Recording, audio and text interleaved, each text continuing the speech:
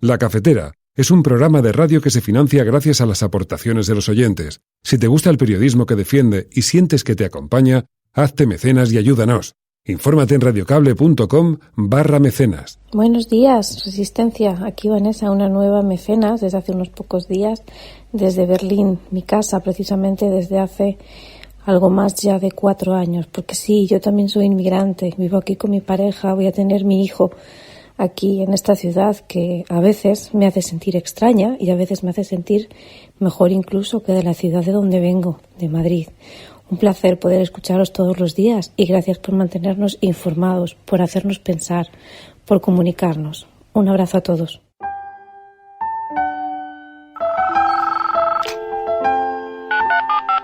Son las 8:30 de la mañana. Las 7:30 en la Casa Museo de José Saramago, en Tías, Lanzarote. Buenos días, mundo. ¿Quieres un café? ¿Quieres un café?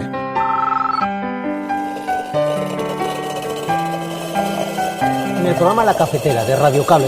En una entrevista en Radio Cable. Durante 20 minutos en Radio Cable y dice todo lo que van a escuchar. Mañana en La Cafetera de Radio Cable. Radio Cable, que ha conseguido una auténtica primicia. Ha entrevistado esta mañana y ha conseguido situar esa entrevista y lo que le ha dicho en los titulares de todos los digitales. La Cafetera. Dirige Fernando Berlín. Con María Navarro. A mí me critica la derecha el haber, junto con Unidas Podemos, subido el salario mínimo interprofesional a 900 euros. Pero hoy, precisamente, el comisario europeo dice que después de muchos años de devaluación ya va siendo hora de que en España se suban los sueldos. Nosotros tenemos que revalorizar también los sueldos de nuestro país, sobre todo y especialmente el salario mínimo interprofesional, para revertir la devaluación que hemos sufrido durante estos años.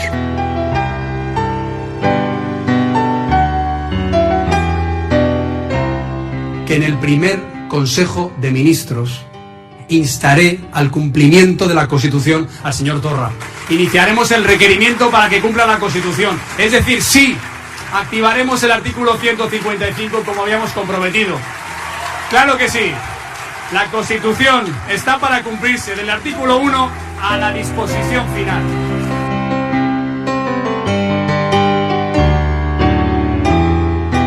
La reducción de la jornada laboral es necesaria primero para repartir el empleo. Si un país tiene problema de paro, debe repartir el empleo y para eso sirve la reducción y también para la conciliación. Y las horas extras se tienen que pagar todas como horas extras y tienen que limitarse. Estamos hablando básicamente de cumplir la ley.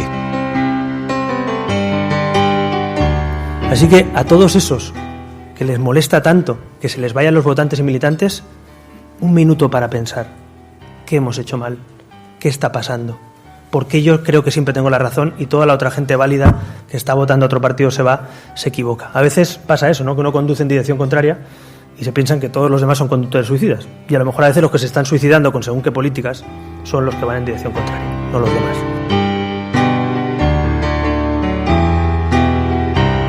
Porque España no puede ser el rabo de Europa. Tiene que ser la cabeza de Europa cuando se trata de Hispanoamérica. Los vínculos de España con Hispanoamérica no se pueden tratar como que si fueran cualquiera. Nosotros somos hijos de España. Le pedimos al señor Sánchez que se pronuncie. Pero en ningún momento se trata ni de un golpe ni de una autoproclamación. Es simplemente el respeto a nuestra Constitución. Juan Guaidó, presidente legítimo, auténtico de la Asamblea Nacional.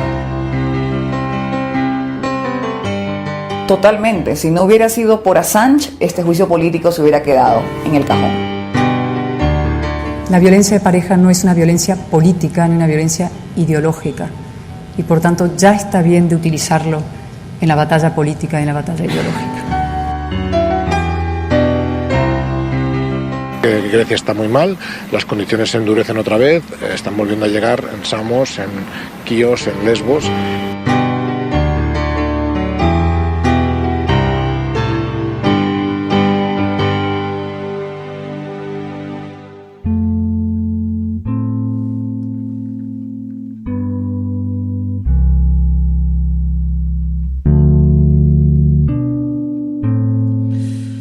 Buenos días, cafetera.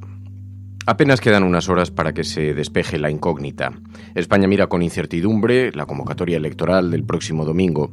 La extrema derecha puede irrumpir de forma clamorosa en el Congreso de los Diputados y a esta hora ya ni siquiera se discute si entra o no, sino la fuerza con la que lo hace. No se puede hacer futurología, pues no sabremos hasta el lunes cuánto le han perdido el miedo los españoles al fundamentalismo. Pero tanto las convocatorias en los mítines como las encuestas de los expertos auguran un lunes realmente negro. No nos debería extrañar demasiado, pues el fenómeno es global. Lo vimos con Donald Trump en Estados Unidos, con Bolsonaro en Brasil, con Le Pen en Francia, con Orbán en Hungría, con Salvini en Italia. Se está conformando un nuevo orden mundial y el tiempo nos dirá si son capaces de estructurarse o no. Mientras tanto, cabe preguntarse cómo hemos llegado hasta aquí en España. Porque el fenómeno aquí tiene particularidades concretas. Este es un país acostumbrado a blanquear cualquier indicio de exaltación, de manera que la aparición del fantasma de la extrema derecha ha sido acogido con indulgencia tanto por los partidos políticos de derechas como por los medios de comunicación. Todos decían ser conscientes del riesgo de la aparición de la extrema derecha, mientras les entregaban las llaves de la ciudad y les regalaban un extraordinario protagonismo. También es digno de análisis el voto de rabia que supone el apoyo a estas formaciones políticas, en un país que lleva demasiado tiempo permitiendo la exaltación, la sobreactuación, el discurso antipolítico y la caricatura que se ha hecho en los últimos años, tanto desde el Partido Popular como desde Ciudadanos, sobre la ruptura de España, los problemas de convivencia, los problemas territoriales. Demasiado tiempo ha tardado en hacer reaccionar a los exaltados. Y no lo han hecho apoyándoles a ellos, sino buscando una nueva formación política. Los dos debates de la semana pasada, sin embargo, nos dejaron una buena noticia. Aparentemente, los espectadores, los ciudadanos han reconocido el valor del sosiego, y eso no se puede menospreciar, hace albergar alguna esperanza, porque el sosiego debería ser la máxima aspiración en el debate público frente a la impertinencia, frente a los que de forma exaltada han estado alimentando el mensaje de la confrontación. Mucha suerte de aquí al lunes. Esta es la apertura del programa de radio La Cafetera y si lo estás escuchando eres La Resistencia y no estás sola.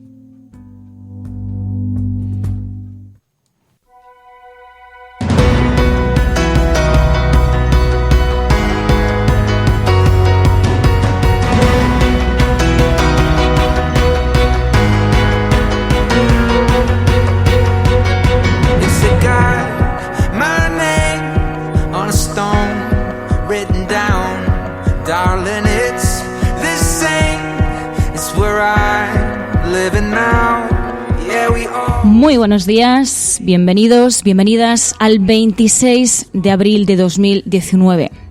El último día de una campaña electoral decisiva, de unas elecciones generales que marcarán el rumbo de nuestras vidas, en las que nuestro voto decidirá si retrocedemos o si avanzamos.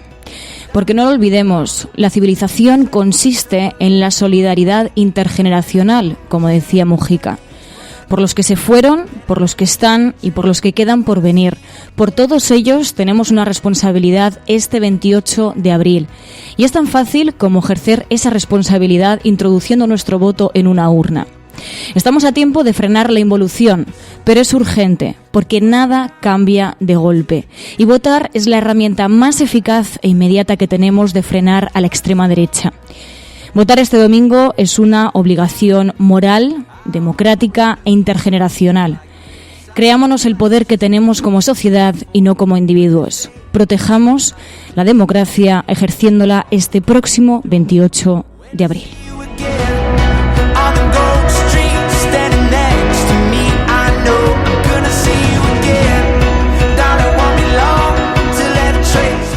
Y para hablar de la recta final de las elecciones generales de este 28 de abril, también contaremos, como cada viernes, con el análisis de prensa internacional con Pilar de la Peña y nos juntaremos para comentar la película de la semana este viernes, que es Los idus de marzo, una película muy oportuna para la actualidad política que estamos viviendo.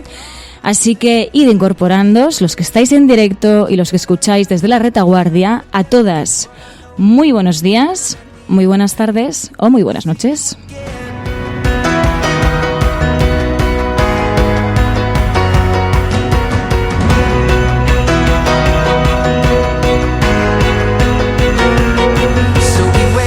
Y cómo no, seguiremos resistiendo gracias a la comunidad de La Cafetera, esa gran familia que formamos cada mañana.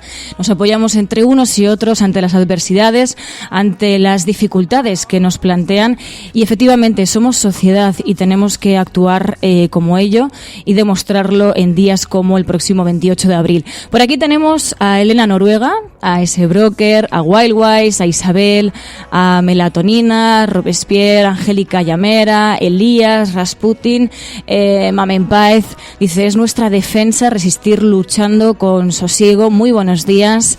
Olivia, Ayla, Manuel, habéis madrugado mucho y hoy es uno de los grandes días determinantes, así que, bueno, que sepáis que seguiremos aquí en compañía y que no estamos solas. Así que hay que recordar, además, que el hashtag del programa de hoy, con el que podemos ir comentando, no solamente en el chat de Spreaker, sino también necesitamos comentarlo a través del hashtag en Twitter, y es La Cafetera que no pasen. Almohadilla La Cafetera que no pasen. Y efectivamente hay que recordar que programas como este son posibles gracias a las aportaciones económicas, a ese esfuerzo económico de mecenas como Vanessa, que nos enviaba ese cariñoso mensaje desde Berlín. Así que muchísimas gracias, Vanessa, por confiar en esta gran familia, en esta gran comunidad. Así que nada, hechos los saludos y los agradecimientos, comenzamos.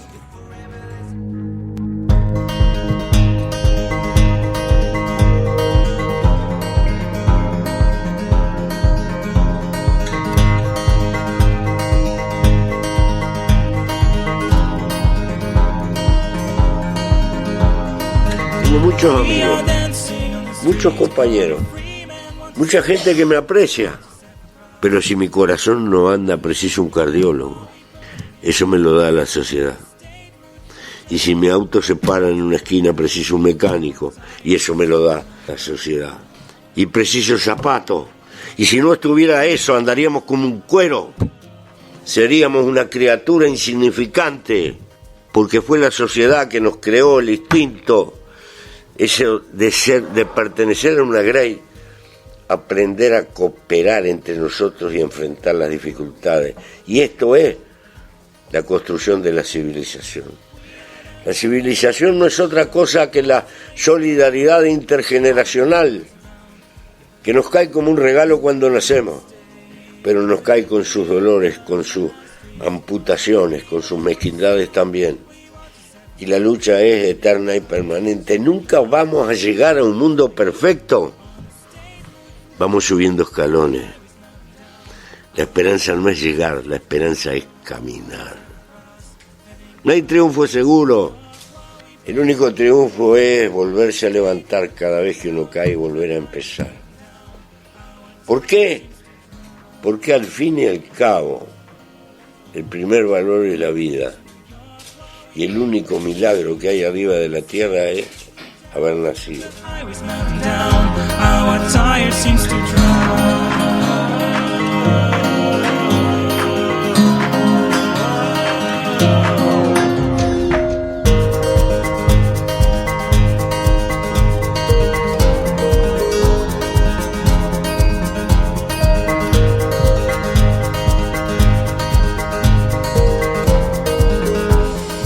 Bueno, y en las portadas, como sabéis, todos los días analizamos las portadas de papel, las principales portadas de papel, también las portadas de los digitales, para conocer un poco pues el contexto mediático y político de nuestro país.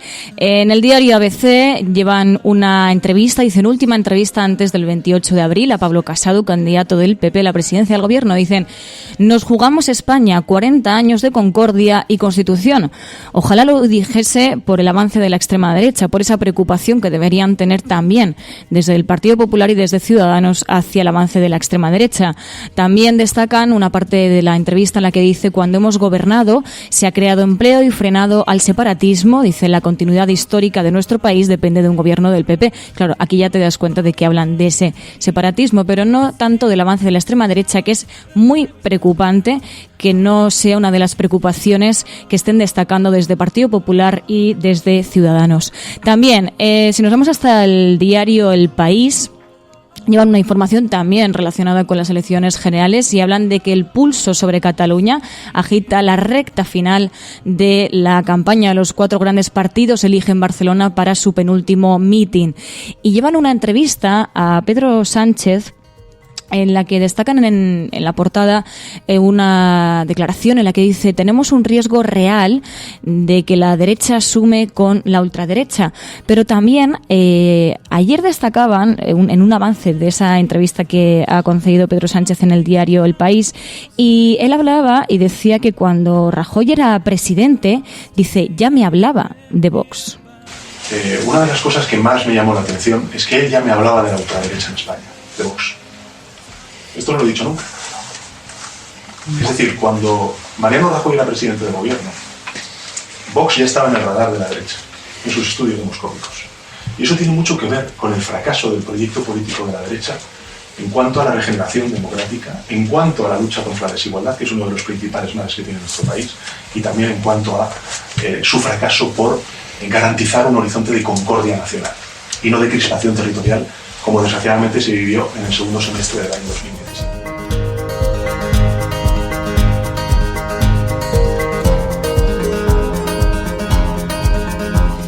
Bueno, pues esto decía Pedro Sánchez, aseguraba que bueno, pues que el Partido Popular ya sabía a lo que se atenía, ya sabía lo que venía, nos podría también haber ido avisando al resto de ciudadanos. Pero bueno, en el diario El País también destacan que la Guardia Civil implica a Aguirre por primera vez en la trama del caso Púnica. Dice: la expresidenta madrileña Esperanza Aguirre del Partido Popular participó en reuniones con altos cargos de su ejecutivo en las que supuestamente se acordó favorecer con contratos públicos a una empresa de publicidad que trabajó en sus campañas electorales, según un informe de la Guardia Civil incorporado al sumario del caso Púnica. También destacan, lo han destacado además varios periódicos, las últimas declaraciones de Macron: rebaja los impuestos de la clase media y mejora las pensiones. El presidente francés respondió ayer a la crisis de los chalecos amarillos con una batería de medidas para rebajar ese malestar social que, como sabéis, lleva muchas semanas pues, expresando ese malestar en las calles. Y llevan también, en este caso, dicen: reconstrucción del horror en Tenerife. La Guardia Civil conduce al acusado de matar a su mujer y a su hijo en Adeje, Tenerife, en la reconstrucción del crimen. Y por último destacan, en este caso dicen: un 20% de los empleos en España puede ser sustituidos por robots. La OCDE sitúa al país entre los más expuestos a la automatización a nuestro país. Así que también es algo de lo que deberíamos estar, bueno, pues anticiparnos a este tipo de cosas. Sin embargo, y por desgracia, a lo que nos tenemos que anticipar de momento es hacia el avance de la extrema derecha, mientras vamos desatendiendo, como es normal, pues este tipo de cuestiones. Luego también en el diario El Mundo llevan una entrevista con Albert Rivera. En el diario ABC entrevistan a Pablo Casado y en el diario El Mundo entrevistan a Albert Rivera. Dice: propongo un plan a 10 años para que el Estado vuelva a Cataluña. Dice: no podemos pactar con el Partido Socialista. Un presidente que miente y que es capaz de dar a Torra las llaves de España es un peligro. Debe ser que para Ciudadanos es un mayor peligro un Partido Socialista que la extrema derecha, cosa que tendrían que hacerse mirar, porque al final seguramente acaben necesitando esos apoyos y acaben pactando directa o indirectamente, como en el caso de Andalucía. De hecho, Albert Rivera, en unos desayunos informativos, pues arremetía contra el Partido Popular y el Partido Socialista y hablaba, pues bueno, de esos candidatos que se han ido del Partido Popular o del Partido Socialista a Ciudadanos, y lanzaba un mensaje a esas dos formaciones diciéndoles que bueno, que por algo será que sus candidatos se van a otros partidos. Se pregunten qué están haciendo mal. Esa es la pregunta que lanzo yo aquí, que se pregunten qué han hecho mal para que eso suceda. Porque yo, en mi partido, cuando algo no me gusta, o si perdiera escaños, de momento crecemos mucho, pero si algún día pasa, habrá que preguntarse qué ha pasado, qué hemos hecho mal, qué hay que corregir, ¿no? Yo vengo del mundo del esfuerzo y de la empresa, y sé que en la empresa, si no rindes, te echan. Así que a todos esos que les molesta tanto que se les vayan los votantes y militantes, un minuto para pensar qué hemos hecho mal, qué está pasando, porque yo creo que siempre tengo la razón y toda la otra gente válida que está votando a otro partido se equivoca. A veces pasa eso, ¿no? Que uno conduce en dirección contraria y y se piensan que todos los demás son conductores suicidas. Y a lo mejor a veces los que se están suicidando con según qué políticas son los que van en dirección contraria, no los demás.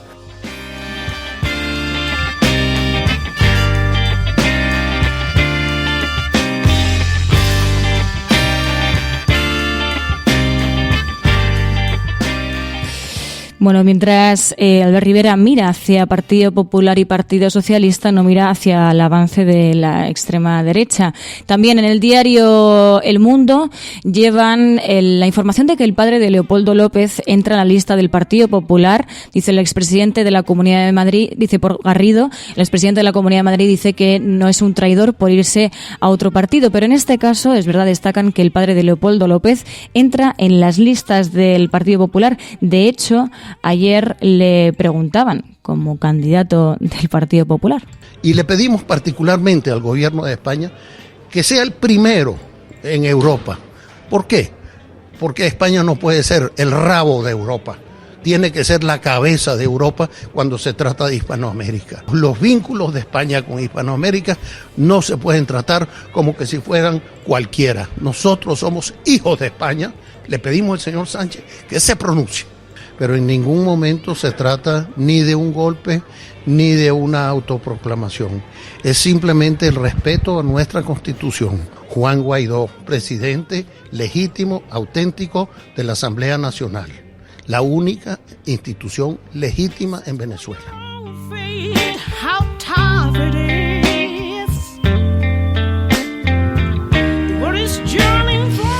Bueno, pues así hablaba el padre de Leopoldo López, y es que efectivamente el Partido Popular ha fichado al padre del opositor venezolano para la lista de las elecciones europeas, y así hablaba como candidato a las elecciones europeas. Bueno, esta es una manera también del Partido Popular de introducir el caso de Venezuela, ya no solo en España, sino también externalizarlo y llevarlo al Parlamento Europeo. Pero también, en otro orden de cosas, nos encontramos con una información en el diario El Mundo, en el caso de que el Tribunal Constitucional tarda 10 años en una sentencia sin efecto sobre el castellano en Cataluña. Dice que el Tribunal Constitucional ha resuelto 10 años después el recurso del Partido Popular contra la Ley de Educación catalana. La sentencia deja, dice el diario El Mundo, las cosas como estaban con el castellano. Los docentes no independentistas denuncian su indefensión. Y luego, en el diario La Razón hablan del balance de Sánchez. Dicen que cada día 800 trabajadores se van al paro. Es curioso que en tan pocos días de gobierno Pedro Sánchez haya hecho tantas cosas y además las haya hecho mal, ¿no? Que no haya ningún tipo de consecuencia por parte de todos esos años que lleva gobernando el Partido Popular, porque esto es algo que además no atendemos con gran importancia. Si cuantificamos los días de gobierno del señor Mariano Rajoy y del señor Pedro Sánchez, solamente cuantificándolos encontramos la mayor o menor responsabilidad que tiene cada uno en cómo nos encontramos ahora mismo, en cómo se encuentra el país. Efectivamente, Mariano Rajoy tendrá mucha más responsabilidad sobre cómo está ahora mismo el país, porque llevaba muchísimos más años gobernando que el señor Pedro Sánchez, que no llevaba ni un año. Así que, bueno, el diario La Razón, sin embargo, hace ese balance. Dice que 49.900 desempleados más en el primer trimestre, la peor cifra en 6 años, 1.500 empleos destruidos a diario, según la última encuesta de población activa, y 36.000 hogares más con todos sus miembros en paro. Dicen en total 1.089.400. De esto seguro que no debe tener ningún tipo de responsabilidad el expresidente Mariano Rajoy. Y llevan en este caso, en el diario La Razón, optan por una entrevista al padre de Leopoldo López, candidato del Partido Popular a las europeas. Dice: Casado siempre nos ha dado todo su apoyo. Golpe de efecto del candidato ante Ciudadanos. Dice que los populares incorporan a su lista al padre del opositor venezolano tras la fuga de Ángel Garrido.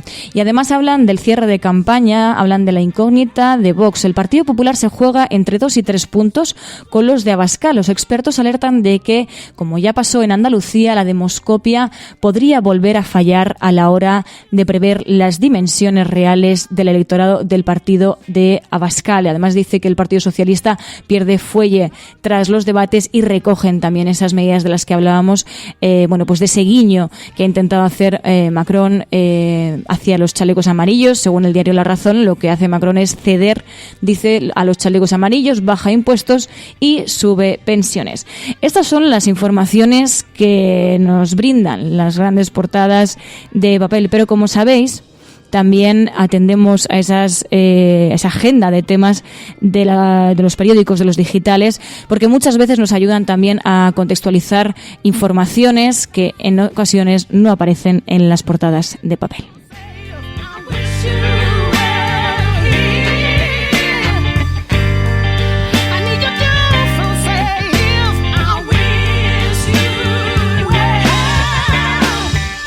El gobernar a base de miedo es eficacísimo.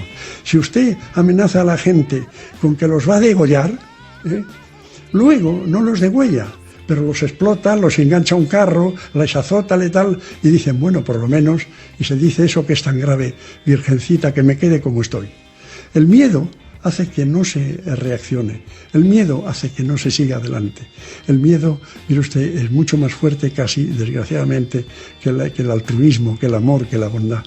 El miedo asusta mucho. Y si empieza usted por dar el shock, si empieza usted por asustar a la gente muchísimo, luego les castiga un poco menos y dicen, ay, pues menos mal, no nos han fusilado, qué bien. Es el miedo. Y el miedo nos lo están dando todos los días los periódicos y la televisión y todo.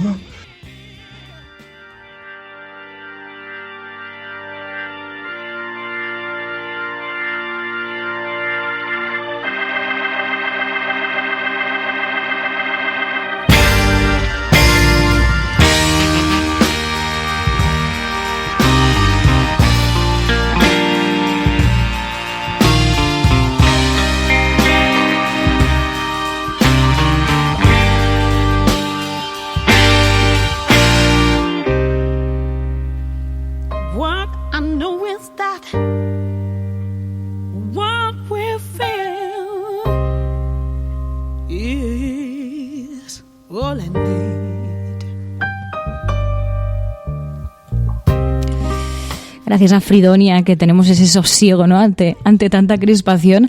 Siempre nos gusta muchísimo escuchar a Fridonia. Como decía, es preciso también, ¿no? Repasar las portadas de los digitales y conocer, pues algunos temas que se quedan muchas veces en el olvido o que no son destacados por las portadas de papel. En el diario.es destacan: pugna por el voto útil. El Partido Socialista busca gobernar en solitario y Unidas Podemos hacer imprescindible la coalición. Dicen que el Partido Socialista se lanza a por los indecisos contra un gobierno de las tres derechas, mientras que Unidas Podemos, dice, se une para bloquear un posible acuerdo Sánchez-Rivera.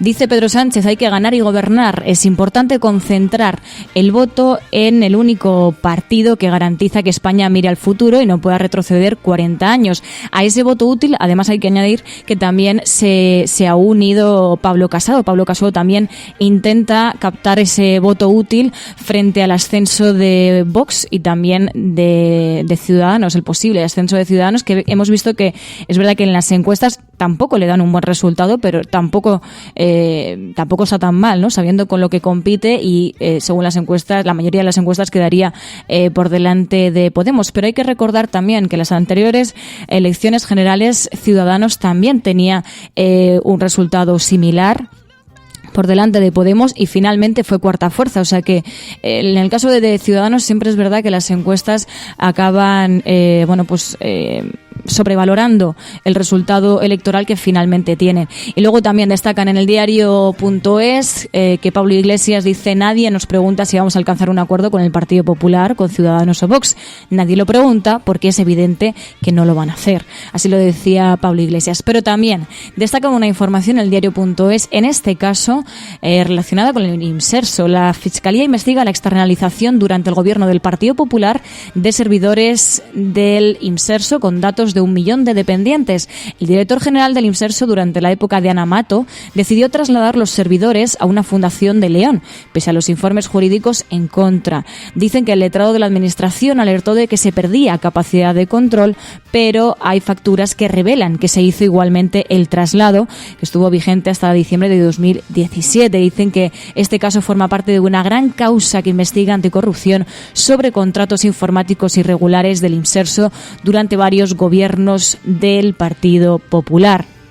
Y nos vamos hasta el caso Villarejo, porque destacan también en este periódico, hablan de los sobres del gordo, la próxima caja de los truenos del caso Villarejo.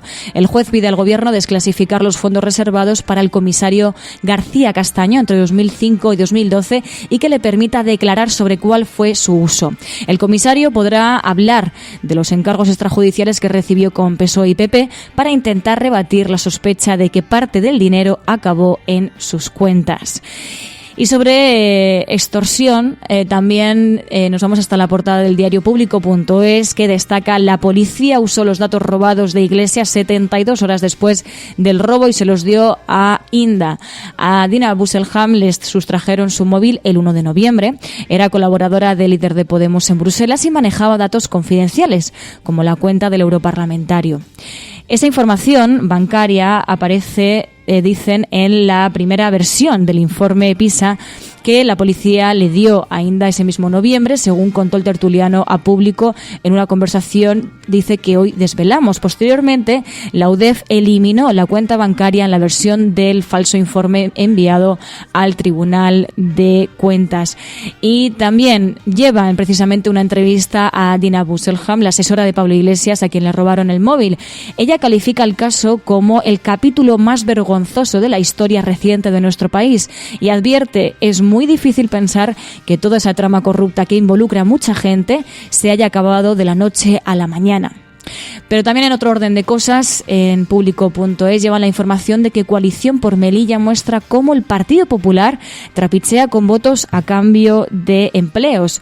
No hemos llegado a las elecciones generales y ya nos encontramos con estos casos que, además, normalmente sí que es verdad que es algo no normalizado, pero sí cotidiano, encontrárnoslo antes y después de las elecciones, este tipo de informaciones. El principal partido de la oposición, dicen, ha filtrado a Público unas imágenes grabadas con cámara oculta en las que se ve al hijo de Juan José Imbroda, candidato del Partido Popular al Senado, pactando más de 100 sufragios a cambio de un trabajo fijo para el facilitador. Dicen que la formación advierte de que pondrá su investigación a disposición de la Fiscalía.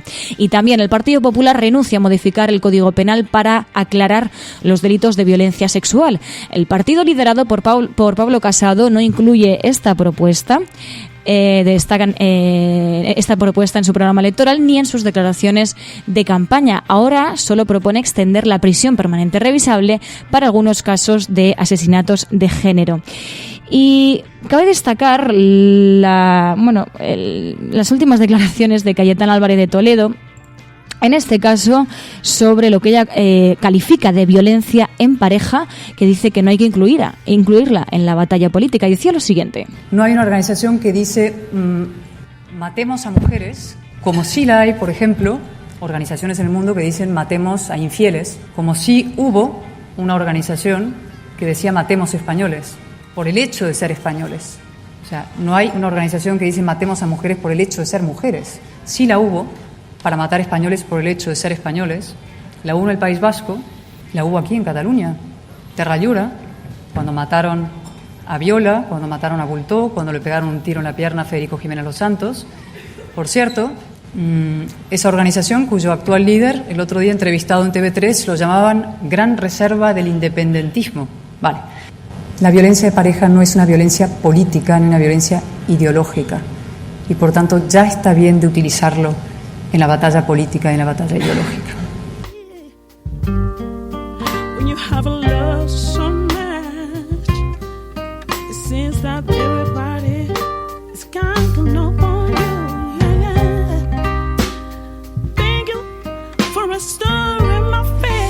Cayetana Álvarez de Toledo, que dice, bueno, ella no habla de violencia machista, ella tampoco de violencia de género, directamente habla de violencia en pareja, que eso ya tiene cierta intencionalidad.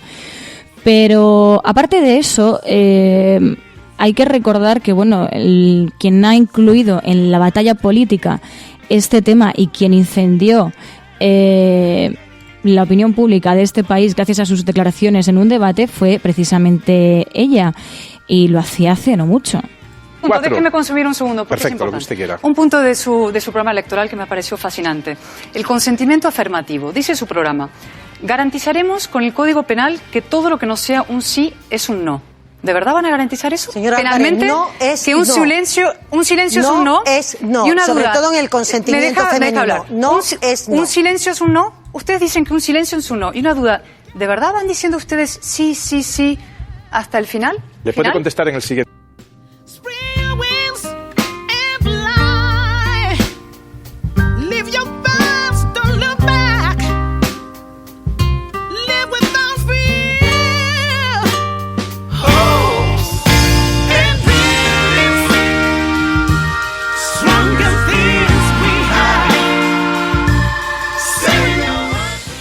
Es que la hemeroteca, sobre todo si es tan reciente y es tan fácil de buscar, bueno, pues es muy fácil. Bueno, me permite evidenciar la hipocresía política que nos encontramos desgraciadamente en muchas ocasiones, y en este caso pues a Cayetana Álvarez de Toledo pues claro, le juega una mala pasada a esa maldita hemeroteca, quien fue la primera en incluir en esa batalla política que ella califica el tema del consentimiento, de esa violencia en pareja de la que ella habla, fue precisamente ella, ¿no? Así que también vamos a hablar de otros temas que puede que no estén en las portadas de los digitales. Como sabéis, ha sido muy sonado, por desgracia, como en numerosas elecciones, como en numerosas convocatorias electorales, el tema de votar desde el extranjero. Hemos hablado muchas veces con Marea Granate, esa organización que ha dado tanto a los votantes desde el extranjero, ha dado tanta información y tanto apoyo a los que han intentado votar desde el extranjero, que es preciso mencionarles. Solo un 7% de los residentes españoles en el extranjero ejerce su derecho a voto en las elecciones generales. Solo un 7% de las personas que residen en el extranjero han solicitado el voto. Esto significa que de los en torno a 2 millones de personas, pues eso, más del 90% se han quedado ya directamente sin votar, pero solo un 7% está previsto que lo hagan. Está previsto, porque otra cosa es que de ese 7% les lleguen las papeletas, les llegue la documentación a tiempo. Bueno, pues todas esas trabas a las que tienen que enfrentarse simplemente por el hecho de vivir en el extranjero y de querer ejercer su derecho al voto, de querer ejercer esa responsabilidad como conciudadanos que siguen teniendo aunque no vivan en nuestro país. Varios de vosotros nos hacíais llegar algunos audios. Johnny, desde Brasil, conseguía votar. Buenos días, La Cafetera. Acabo de salir de votar del consulado de España en Brasil. No me ha sido muy difícil porque el lunes me llegó el sobre con las papeletas y he podido hacer el trámite sin problemas. Aunque también es cierto que las otras 2 veces no pude hacerlo porque tenía que estar censado con 6 meses de antelación a la convocatoria de las elecciones. Y en ese caso me fue imposible votar tanto para una como para otra. Pero bueno, esperemos que sea suficiente para parar a los cromañones. Tengo que decir que en la urna había bastantes votos. No podré decir un número aproximado, pero más de 30 seguro. Una buena señal. Saludos.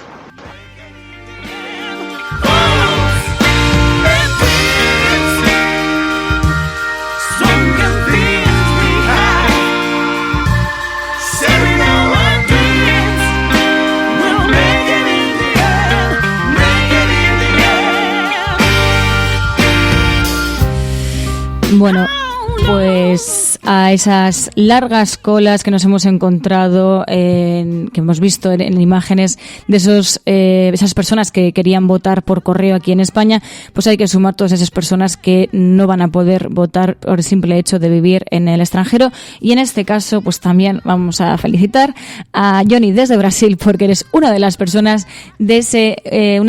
que forma ese 7% exclusivo de residentes españoles en el extranjero. Así que, así estamos. Luego también en el diario Infolibre nos encontramos con la información, con ese titular que titula "La pelea a cara de perro en la derecha y el esfuerzo de movilización de la izquierda marcan el cierre de la campaña. Pablo Casado y Albert Rivera miran de reojo la afluencia a los mítines de Vox mientras invocan el voto útil a sus respectivas formaciones. Pedro Sánchez apela a los desencantados con el giro a la derecha de Ciudadanos e Iglesias pide el voto para garantizar las políticas sociales". Y aquí en Infolibre llevan una información. ¿Os acordáis del niño hipotecado que destacó Albert Rivera en el debate? Bueno, pues ellos lo retoman y dicen, hablan de la verdad del niño hipotecado de Rivera. Dicen: el impuesto de sucesiones no arruinó a Antonio. Infolibre explica los datos reales del caso que el líder de Ciudadanos puso como ejemplo de injusticia fiscal. Antonio, dicen, heredó bienes valorados en 295.251 euros y Hacienda le reclamó por impuesto de sucesiones 30.857. Es decir, la cuota por el impuesto de sucesiones fue del 10,4% sobre el incremento patrimonial logrado. Ha sido, dicen, el retraso en el reparto de los bienes entre los herederos y la falta de pago a Hacienda lo que ha complicado la situación de la familia. Y en otro orden de cosas, como ya hablábamos, el atasco de voto por correo. Dicen una mala planificación de correos y la Semana Santa. Dicen las razones detrás del colapso para depositar el voto por correo. Hablan precisamente de esto y dicen que las solicitudes para votar por correo de los electores residentes en España han descendido un 8,7% respecto a 2016. No obstante, desde 2015 han aumentado un 69%. Los sindicatos achacan el colapso de las oficinas de correo a la mala planificación que ha hecho la empresa pública, no teniendo en cuenta la reducción de días para votar por la interrupción de la Semana Santa. En cuanto al voto exterior, dicen las solicitudes han aumentado un 21% desde el año 2015. Y además también llevan la información del WhatsApp de Unidas Podemos, que además nos hacíais llegar, varias de vosotras nos decíais que tratásemos este tema. Bueno, pues en Infolibre también hablan de ello. Dicen WhatsApp restaurará la cuenta de Unidas Podemos y la formación señala que ya es tarde porque dicen el daño es irreparable. Lamentan haber perdido la posibilidad de usar una herramienta de comunicación directa con el votante y el secretario de Comunicación de Podemos, Juanma del Olmo, ha lamentado que en la semana de los dos debates y del fin de campaña han perdido esta herramienta y por lo tanto considera que la decisión de la multinacional Facebook, que es la dueña de WhatsApp, ha discriminado a Unidas Podemos. Así lo decía el secretario de Comunicación de Podemos, Juanma del Olmo.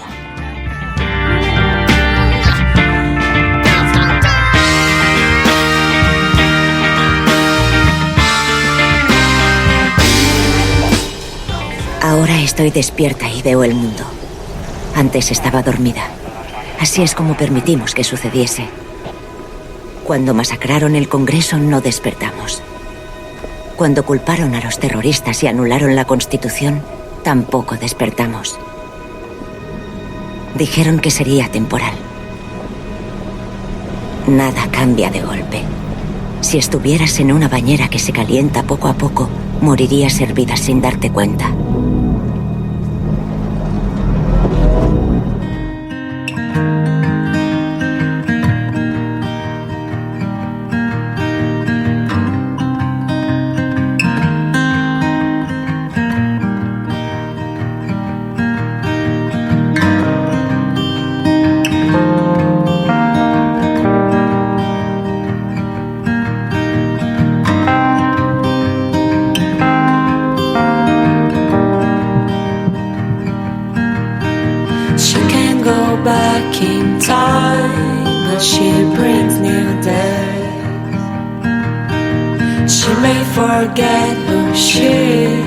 En Grecia está muy mal, las condiciones se endurecen otra vez, están volviendo a llegar en Samos, en Quíos, en Lesbos.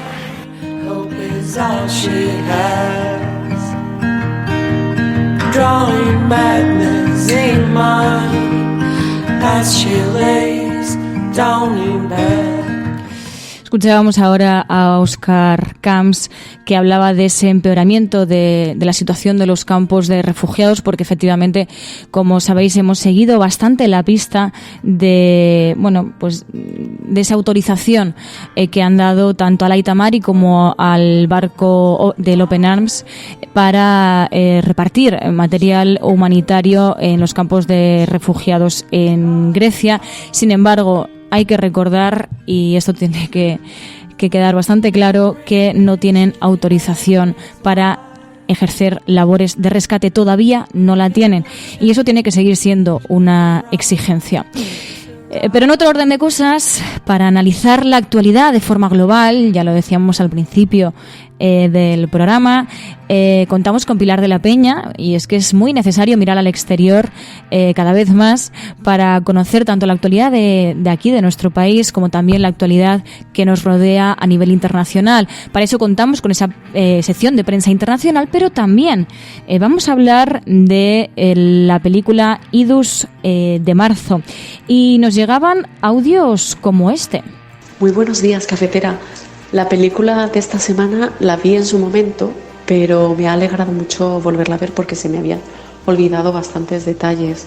Y sí quería apuntar que en su momento, cuando se estrenó, George Clooney explicó que él quería haber hecho la película antes. La tenía pensada para 2007, 2008. Finalmente se estrenó en 2011.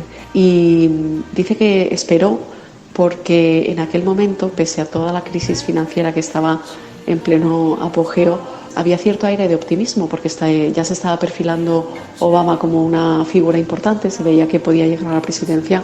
Entonces Clooney dice que pensó que la película iba a ser demasiado cínica para esos tiempos. Un abrazo muy fuerte y un beso para todas. Muchas gracias, Beatriz, que además sabemos que nos escuchas desde el otro lado, desde Miami, pero también Irene desde Barcelona hacía precisamente hincapié, decía, en España no somos capaces de reflexionar sobre nuestra realidad política como lo hacen ellos. Hay una cosa que admiro profundamente de la ficción televisiva y cinematográfica de los norteamericanos. Son capaces de reflexionar prácticamente en tiempo real sobre los problemas políticos de su país.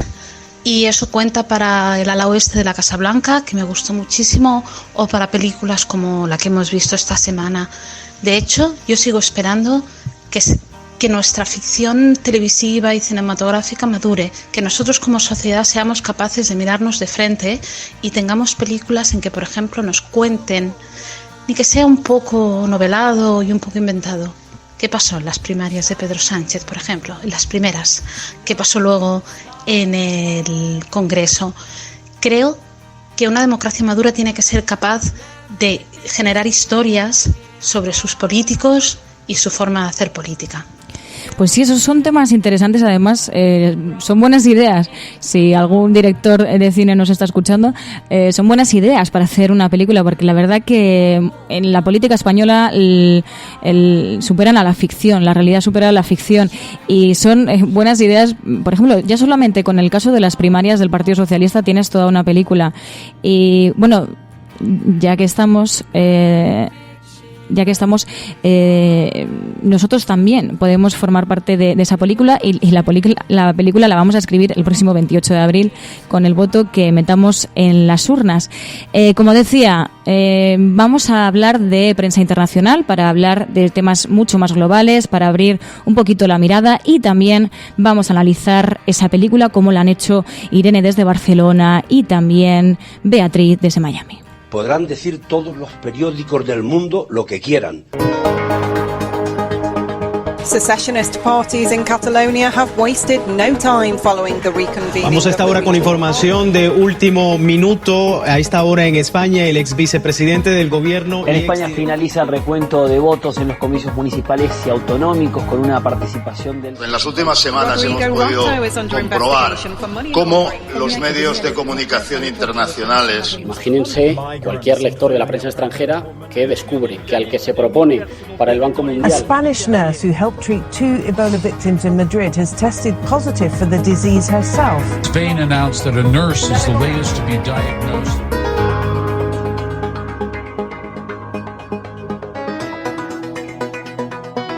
Pues ya sabéis que los viernes analizamos aquí la prensa internacional y lo hacemos con Pilar de la Peña. Muy buenos días, Pilar. Hola, buenos días a todos. En una semana donde ha habido mucha atención, evidentemente, por parte de los medios internacionales sobre nuestro país y sobre la campaña electoral. Y han hecho análisis de los diferentes candidatos, han hecho diferentes fotografías para, mostrar cuáles son su retrato para la prensa internacional. ¿Qué es lo que dicen de los candidatos españoles? Pues muchas cosas, porque como dices, prácticamente el tema de las elecciones ha monopolizado lo que ha publicado la prensa internacional sobre España en esta semana.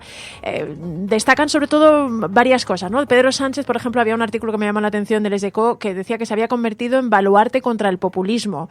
Y en general se destaca un poco de él que en estos 10 meses de gobierno, había otro artículo de la BBC decía que había sido el presidente por accidente, pero que había conseguido forjarse una especie de imagen de hombre de Estado y de moderado frente a los radicalismos, y que en este sentido había salido reforzado, y de hecho todos los medios destacan que es el gran favorito en las encuestas para ganar las elecciones, aunque lejos de una mayoría parlamentaria suficiente para gobernar. Pero esto es un poco lo que se dice de él, es un poco la esperanza, entre comillas, que ve la prensa internacional, o digamos el candidato más probable para ser presidente del gobierno.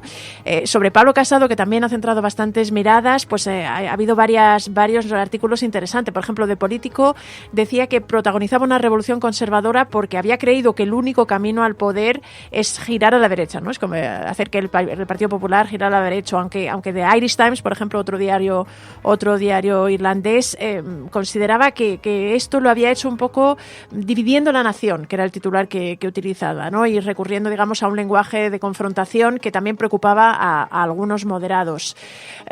Santiago Abascal ha generado también muchísima atención en los medios internacionales, sobre todo Vox, pero también Abascal como candidato. The Guardian, por ejemplo, resaltaba un poco que era el candidato que se presentaba a sí mismo como el representante de la España, de los españoles, de lo que los españoles dicen en WhatsApp, ¿no? Es un poco como lo que no se atreven a decir el candidato que defiende o que dice lo que los españoles defienden en privado. De Pablo Iglesias, que ha estado un poquito desaparecido hasta esta última etapa de la campaña, lo que la mayor parte de los medios destacan es que su vuelta a la política ha ayudado un poco al renacer de Podemos, al que hasta ahora se daba como digamos que estaba perdiendo fuerza. Es una de las tendencias que destacaba la prensa internacional. Digamos que el regreso de Pablo Iglesias a la primera línea de la política había ayudado un poco a controlar esto, pero en general lo que hay es la sensación de que Podemos se ha diluido bastante, aunque también, por ejemplo, lo que luego lo hablaremos de cómo han visto el debate, pero el debate, varios medios internacionales y varios corresponsales también destacaban que había salido reforzado porque había sido el más moderado. ¿Y de Albert Rivera? Pues de Albert Rivera no ha habido demasiados artículos en concreto sobre él. Había habido mucho en los últimos tiempos y varios medios lo recordaréis, habían destacado que también Ciudadanos se había digamos, centrado bastante en la parte de derechas del electorado y se había vuelto bastante más conservador.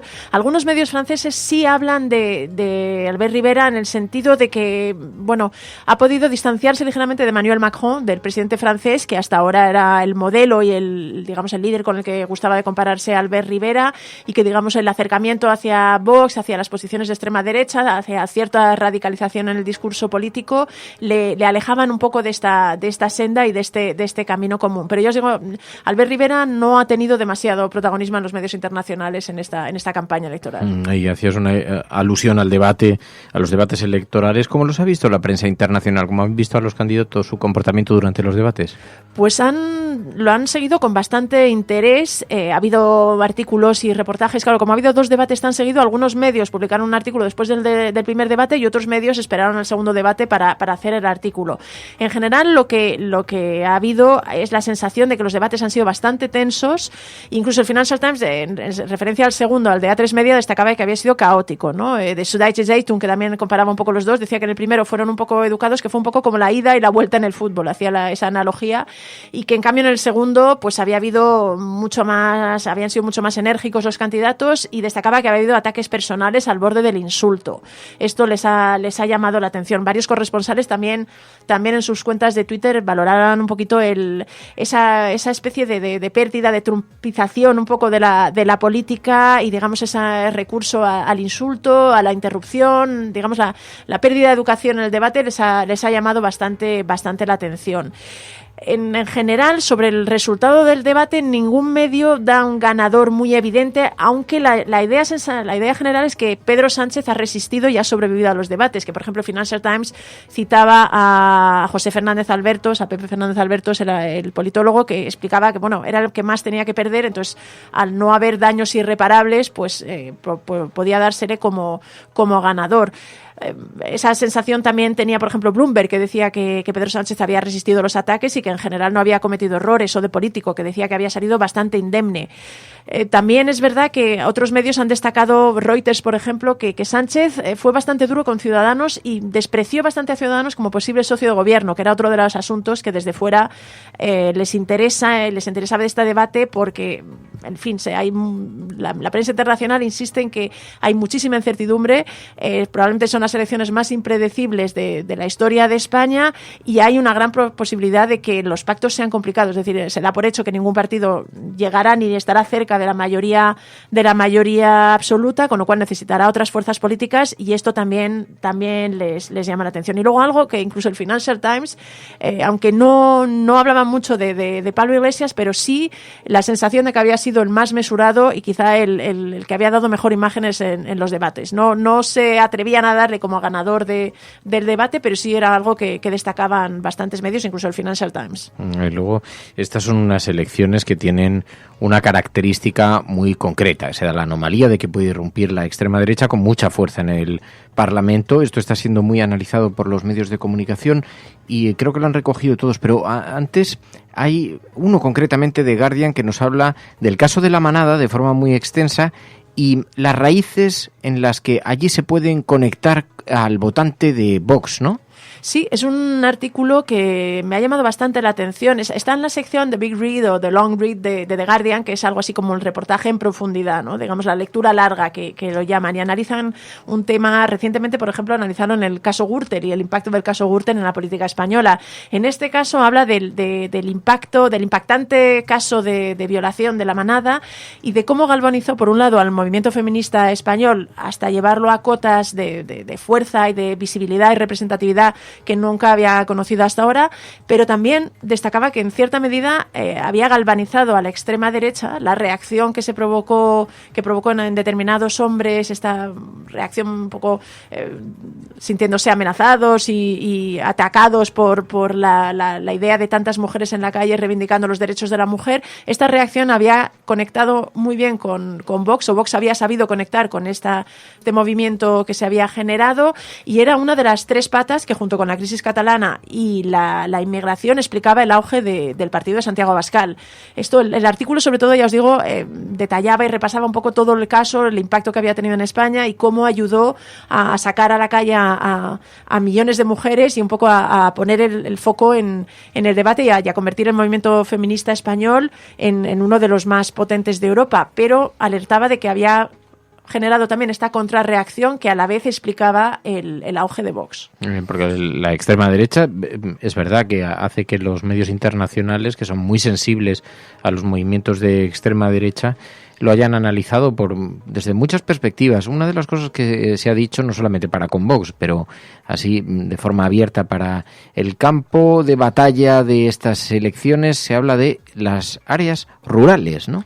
Sí, es verdad que desde la manifestación de la España vaciada, ya lo hemos comentado en las últimas semanas, es un tema que les ha llamado la atención y que han destacado mucho los medios internacionales, ¿no? Ha habido artículos sobre la manifestación y un poco sobre las reivindicaciones y los problemas que la despoblación está causando en muchas áreas de España que han sido destacados y en los que se ha puesto el foco. En este caso han coincidido en esta campaña electoral varios artículos en medios como The Washington Post, The Guardian, Le Figaro, había también incluso un diario de Macao que lo recogía, y era como la España rural, digamos las áreas rurales, que coinciden un poco con las de la España vacía, se habían convertido en campo de batallas por los votos, a favor de los votos.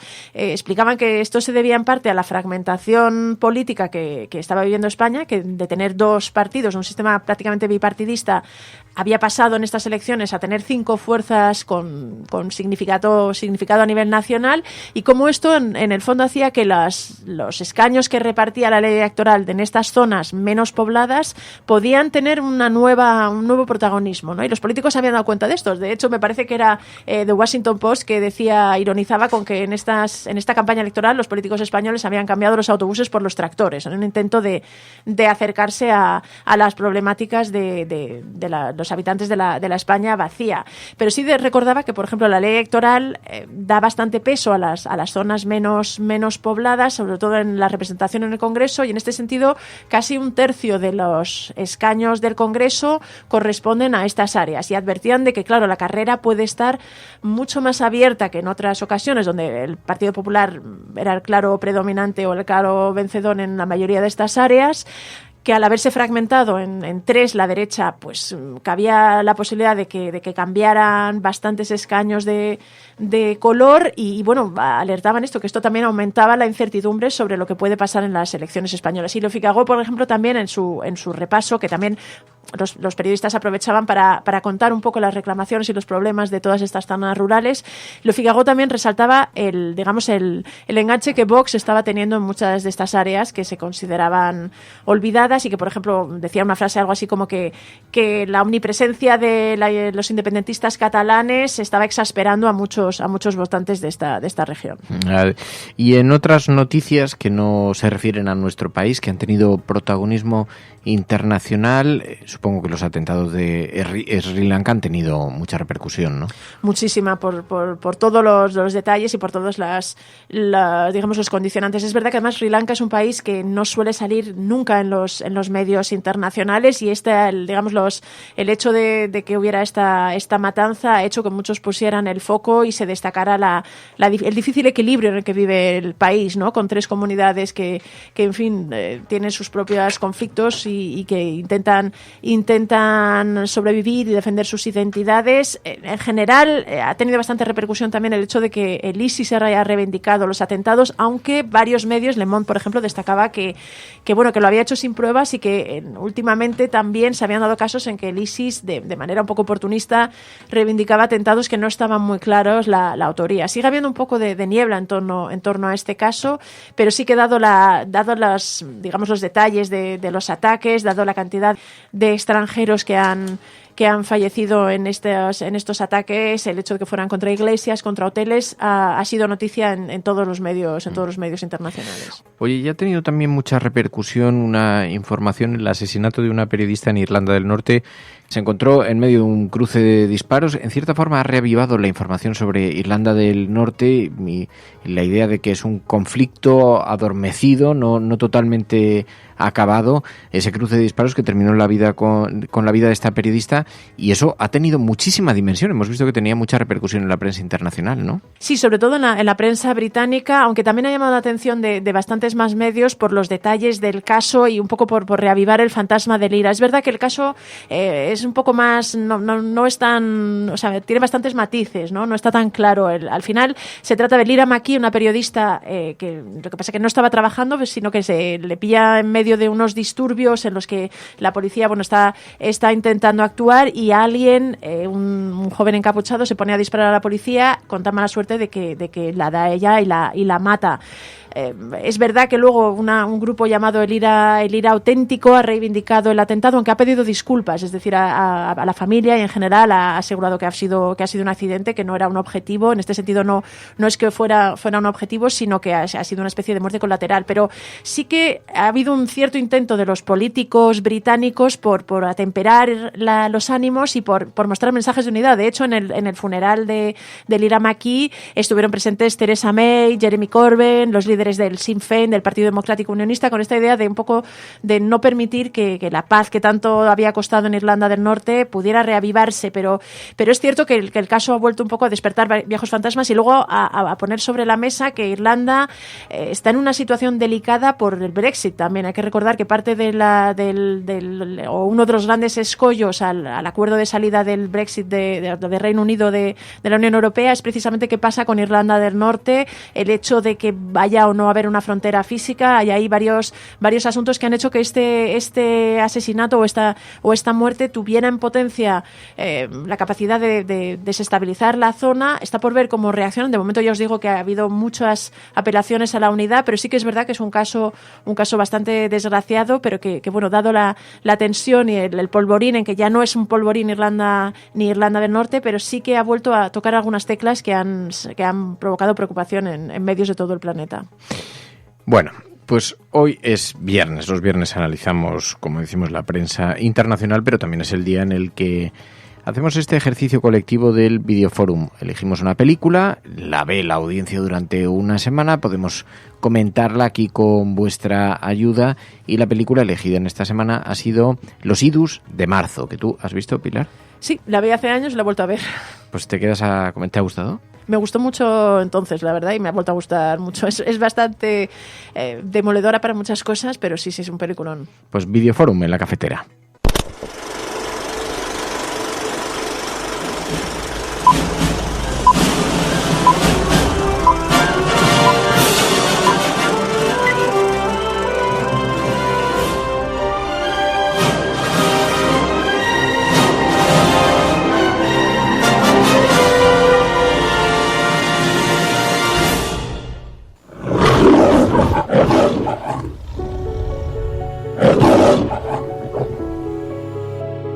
Los idus de marzo, la película elegida esta semana para analizar en nuestro Videoforum. Es una semana electoral, así que tiene sentido que hagamos un análisis de una película, sabiendo que a esta hora probablemente los oyentes de la cafetera ya tienen muy decidido cuál es el destino de su voto, pero nos llamaba la atención. Los idus de marzo retrata la campaña de las primarias que se vive en los demócratas, y es un retrato basado en la ficción, pero sobre todo presenta una demoledora imagen despiadada sobre la vida de los asesores, la vida política de los candidatos, a qué están dispuestos a renunciar o no por garantizar su permanencia en el poder.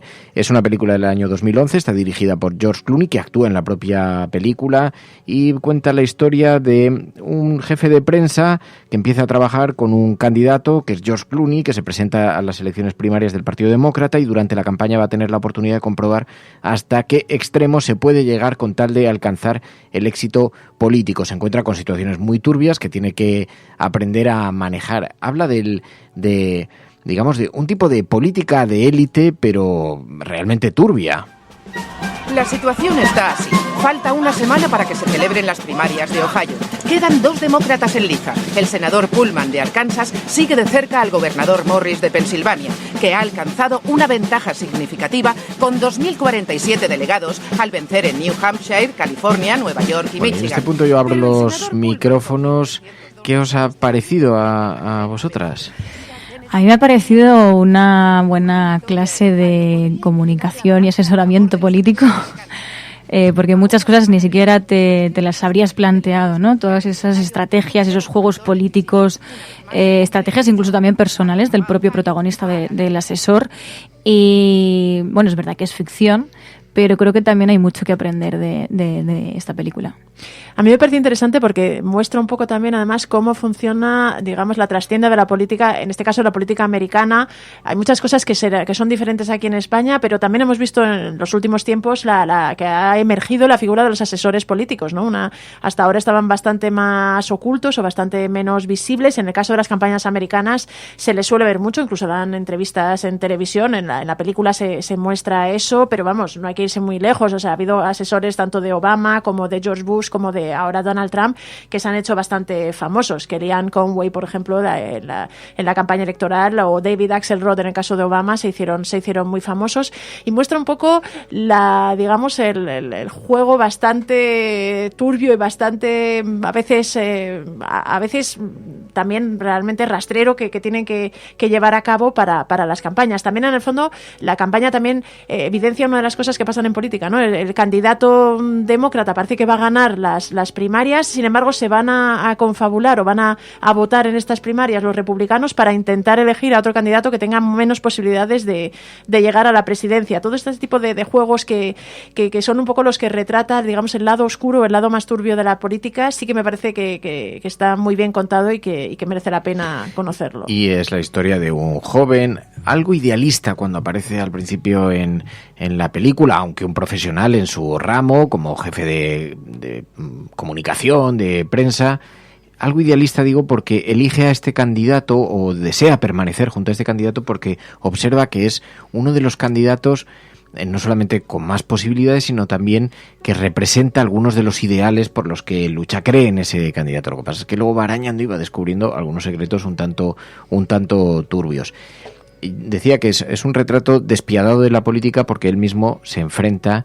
Yo no sé cómo hacer una sinopsis que la gente pueda entender de forma sencilla, porque aquí empiezan los spoilers. Es muy difícil hablar de esta película sin hablar de los spoilers. Parece que el candidato es el candidato perfecto, un tipo también idealista que afirma, y además en alguna ocasión se le ve que se tiene que enfrentar a eso, y parece que con rotundidad defiende sus principios por encima de cualquier ascenso en la escala de poder. Y encima es George Clooney, con lo cual lo tiene todo muy, muy redondo. Lo que pasa es que oculta una infidelidad con una becaria que se destapa en medio de la película cuando este joven secretario de prensa también se acuesta con esta chica, y entonces descubre que ha tenido una aventura y se ha quedado embarazada del candidato presidencial. Esto, claro, hace que toda la película, un aborto de por medio, un no sé qué, no sé cuántos. Y mientras tanto, este joven asesor es despedido. Entonces, bueno, todo esto para denunciar las maniobras que hacen unos a otros para desactivar a candidatos, desactivar a los asesores, para romperle su campaña de comunicación en medio de las primarias. Todo esto revela unas prácticas que son terroríficas, pero yo las veía y decía, realmente, en una liga tan importante como la de las primarias en las demócratas, me creo que sea de una tensión similar, y me creo que ocurran cosas parecidas en España. No sé si a ese nivel, con embarazos de por medio, aquí tenemos una moralidad diferente, una perspectiva diferente de aproximación, pero que desde luego están dispuestos a reventar a candidatos, a propios y a extraños en la contienda política. Lo hemos visto. Cristina Cifuentes y el vídeo del robo de las cremas, por ejemplo, ¿no? O, por ejemplo, el robo del móvil de Dina Busselham, la asesora de Pablo Iglesias, también indica que en España ese tipo de cosas suceden. Sí, aquí con las cloacas hemos tenido una revelación en ese sentido. Lo que pasa es que la película no habla tanto de los candidatos, que también, sino más bien de los equipos de alrededor, de esa guerra sucia emprendida entre unos equipos y otros, y también las exigencias enormes de lealtad y de dedicación que conlleva estar en la campaña de un candidato de esta naturaleza, ¿no? Y luego también, al final, lo voluble que es todo, ¿no? Un candidato que, por ejemplo, el asesor principal de George Clooney, el que empieza en la película, que bueno, al principio él cuenta también una historia de por qué valora tanto la lealtad, de cuál es, porque como en un momento parecía que estaba despedido, estaba en la calle, luego se ve contratado por otro al que había defendido. Es un poco también las vueltas que da este mundo y digamos lo lo voluble que puede llegar a ser y que como lo difícil que es también saber jugar tus cartas para mantenerte ahí. En el fondo es casi más un retrato de eso que de la política en sí, pero también creo que señala lo difícil que es en un mundo tan pues con tantos intereses y digamos con tantos tiburones entre medios, mantener un discurso idealista e incluso una coherencia, ¿no? El propio candidato, George Clooney lo dice en un momento, dice, cada vez que trazo una línea en la arena que no quiero cruzar, me veo obligado a pasarla por el hecho de intentar llegar a conseguir el poder. Y luego también, yo creo que también, aunque nos muestra un poco el lado turbio de la política, también yo creo que muestra la complejidad de la política. Muchas veces se alude mucho a la antipolítica porque, bueno, la política es algo muy fácil, la puede hacer cualquiera, todos son iguales, y no, detrás hay una estrategia política, hay una estrategia comunicativa y es muy compleja la política. Y entonces yo creo que esto también es un canto a lo especial de la política, a lo enriquecedora también que puede llegar a ser, porque si no, no habría tantos asesores, no habría tanta gente trabajando en torno a un solo candidato, ¿no? Y me gusta mucho porque expresa bastante la complejidad de la política. Hola, cafetera, buenos días. La película es entretenida, pero a mí no me parece una gran película. De hecho, si tuviese que escoger un adjetivo para definirla, diría que es una americanada.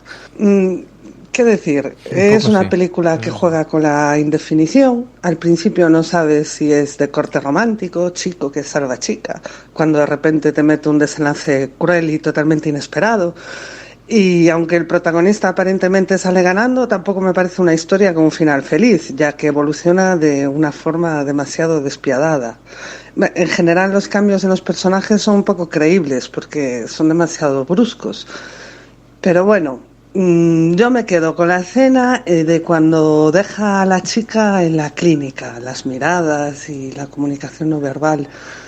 En este punto de la película yo creía que ella no iba a abortar y que juntos formarían una familia feliz fuera del mundo cruel de la política. Eso sí que sería poliamor. Venga, sí. Gracias. No, tienes mucha razón. Además, es verdad que no retrata...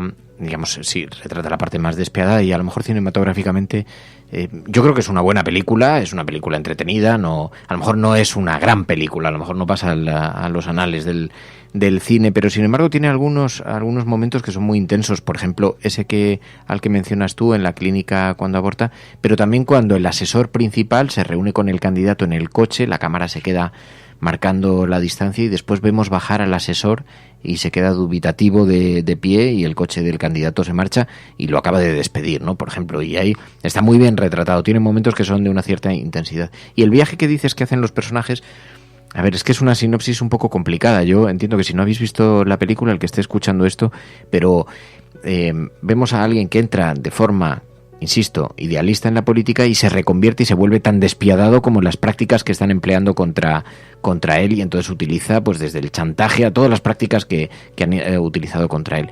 No me parece un viaje tan forzado. La historia es forzada porque de pronto vemos una joven becaria de 20 años que se ha quedado embarazada del candidato que se va a abortar, es decir, ya tiene suficiente entresijo como para que, ¿no?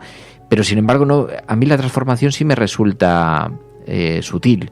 De la bondad a la maldad, porque tampoco el joven jefe de prensa se había mostrado especialmente, digamos, firme en sus convicciones. Más bien es que creía en este candidato, creía que él podía cambiar las cosas y por eso apostaba por él, pero estaba dispuesto a trabajar con la oposición porque él era un profesional de eso, ¿no? Bueno, yo creo que había cierta inocencia en el sentido de no saber dónde te has metido, porque cuando le llama el candidato, o sea, el jefe de prensa, perdón, del otro candidato, claramente era para tenderle una trampa y él se reúne, ¿no? Intenta hablar con el jefe, que es Philip Seymour Hoffman. Pero eso te resultó algo inconcebible, no, porque al revés, me resultó tan verosímil. Claro. Dices, te llama el jefe del rival y te dice, oye, y ya te ha dejado caer que le interesa trabajar contigo y tú no quieres ir porque es una deslealtad a la persona con la que trabajas, pero paralelamente tienes curiosidad por saber a dónde conduce la madriguera de Alicia, y de alguna manera se reúne, pero sabe que la reunión en sí es el comienzo de sus problemas, porque acaba de traicionar a uno, lo sabe además el jefe rival, estás en... Bueno, ya ahí empieza todo la... Sí, quizá es la mala gestión de eso. Él también en el fondo debe intuir, porque hay un momento en que intenta llamar a su jefe, no lo consigue y entonces se reúne con el jefe de campaña del otro candidato y después le llama a su jefe y no es capaz de contárselo, ¿no? Dice, no era nada urgente. Ya después se lo cuenta más adelante. Quizás esa duda es la pero que luego hay una penaliza, reflexión de ¿no? fondo que a mí me gusta mucho, más allá de la intrahistoria de la película o de los rigores del guión, que es la cuestión de la lealtad. Lo que marca en la peli. Le despiden porque, aunque no ha hecho nada en realidad, ha sido desleal y ya deja de ser de objeto de confianza. Y entonces ella hace una reflexión sobre la lealtad y sobre la confianza que a mí sí me resulta estimulante, porque es como, bueno, es un detalle, no ha hecho realmente nada malo, se ha reunido y además te lo ha contado inmediatamente después en cuanto ha visto que podía... no tan inmediatamente. Yo creo que esa es una de las cosas que valora el asesor, ¿no? O sea, es decir, al final... Claro, si lo hubiera consultado, todo esto no hubiera pasado, pero el mero hecho de que acepte reunirse indica en el fondo un cierto grado también de ambición personal, probablemente es lo que le critica o le reprocha al jefe, pero sí no es verdad... en lo que se fija, o sea, lo que se fija es ya no puedo confiar, porque esa lealtad es relativamente anecdótica, te has reunido, pero no me la has contado y podía ser un problema grave. Entonces, ¿en qué otros problemas graves nos podemos enfrentar con este asunto sobre la mesa? Y ahí plantea un elemento que la película no trata específicamente, porque la película va más allá, va de las rutinas destructivas entre unos y otros, pero que centra, es uno de los epicentros de la película, sin duda, ¿no? Porque después, precisamente, la lealtad se convierte en objeto de discusión en varios, incluso cuando va a ver de nuevo al rival, diciéndole, vengo a aceptar tu oferta de trabajo, y dice, no, a ti lo que pasa es que te han despedido, y yo no podría tener un tipo como tú, precisamente porque no has sido leal. Es decir, el tipo que le estaba tratando de fichar antes también se da cuenta de la deslealtad que supone, ¿no? Y esto es una reflexión, yo no sé si se repite en otras películas de cine, porque sí hay otras películas que retratan la vida interna de los partidos políticos y las cuchilladas que supone muchas veces, ¿no? Pero en ese aspecto no sé si se fija mucho. Bueno, yo creo que además es uno de los temas clave, yo creo, de la película, ¿no? Las relaciones que hay entre los propios asesores, pero también la relación que tiene el asesor político con la periodista, ¿no? Esa confusa amistad, porque sí, eso es brutal. Que es clave, sí. ¿No? Somos amigos, ¿no? Claro, ¿somos amigos o no somos amigos? Entonces, al principio, ¿no? Él le dice, no, nosotros no somos amigos. Luego ella le dice, no, nosotros no somos amigos. Entonces, claro, ese conflicto de intereses, esa confusa amistad, me parece también una de las claves, ¿no? De hecho, al final de la película, pues él acaba diciéndole que no, que ella es periodista y que él es asesor político. Que ya se lo había dicho la propia periodista, pero sí, hay algunas conversaciones, el guión tiene algunos momentos que son memorables. Yo sí que creo que tiene algunos muy ingeniosos. Sí.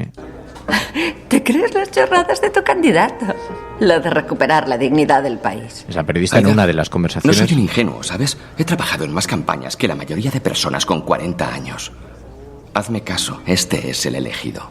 ¿Te has tragado todas sus recetas? Me las he tragado y son fabulosas. Oye, no me importa que vaya el primero en los sondeos, ni que tenga todas las cualidades y todos los medios. La verdad es que él es el único que significará un cambio real en la vida de las personas, incluso de las que le odian. Que Mike Morris llegue a presidente dirá más de nosotros que de él. Me importa una mierda que pueda ganar.